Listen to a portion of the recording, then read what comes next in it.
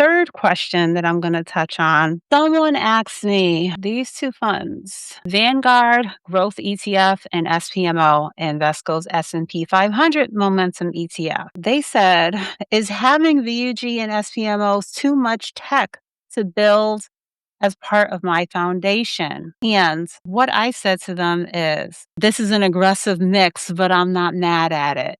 It does give a lot of tech, but you have to remember that SPMO is a momentum ETF. They're tracking 100 companies out of the S&P 500 based on the momentum score. So you're going to get different things in this fund at, every 6 months. It's going to rebalance. It's going to be giving you exposure to those companies that are moving, that are thriving. So at times you're going to be more tech heavy than others. Right now we have, ExxonMobil, Caterpillar, Johnson and Johnson in the top 10, but we have no idea what the future may hold. Now, as far as overlap, you have to do what's right for you. I know I have a lot of tech in my portfolio. I lean heavily into tech. And that is an area that has been thriving. Those are the companies at the top of, that have the largest market cap. You're going to have, your Apple and your Microsoft. Those are the companies that have been leading. So most of what I invest into, whether it's the individual companies or funds, are going to give me exposure. Nvidia, of course, the biggest company.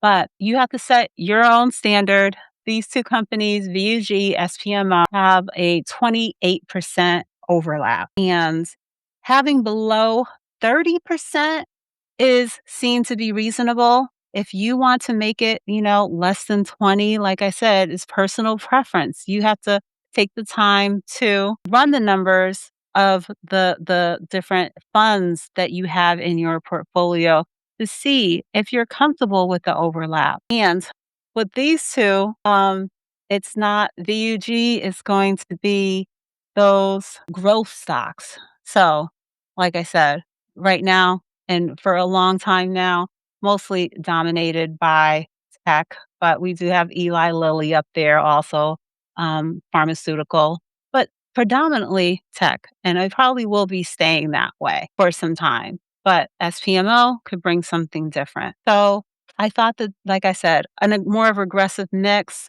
You have to be comfortable with your age, your risk tolerance, your timeline for investing. But I wasn't mad at this mix as a part of their foundation. Guys, let me know in the chat what your thoughts on these two funds and the amount of overlap that you think is reasonable to have in your portfolio. So let me take a look back at the chat. And I had another breakup down here of a way if you really wanted to limit your overlap. Like I said, I think that less than 30% is, it's okay with me, even if I do have that tech exposure in multiple areas. I don't mind having extra exposure to Nvidia, Microsoft, definitely not Google. That's one that has really shown out when it comes to my portfolio. But VTI is a total US stock market investment.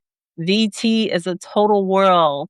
And then VXUS is an international. So I was on About That Wallet's live recently or interview that he was having, and the person that he was talking to, they were saying they have two funds that give them exposure to, everything, and I guessed it right. They had VTI and VXUX.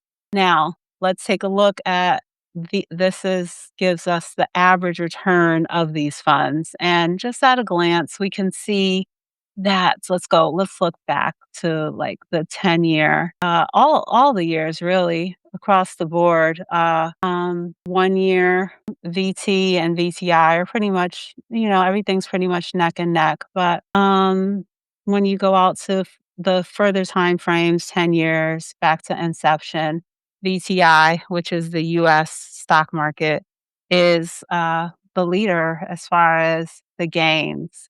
But if you feel you want to have that diversification, I would probably encourage you to do those other international and some of these other areas at a lower allocation than the S&P 500 or a growth stock focused on the top US companies. All right. Okay. So let's take a look at the chat for a little bit and let me know if you have any questions, comments on what we've been going over today. All right. So Daryl says, I have had VUG the longest in my portfolio and it has done a great job for me. Okay. Okay.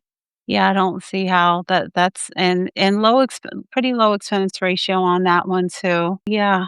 Oh, definitely a great way to get exposure to 0.03. So an expense ratio, same as a VOO or a VTI, but to get more concentrated growth companies there, I think it's a great choice.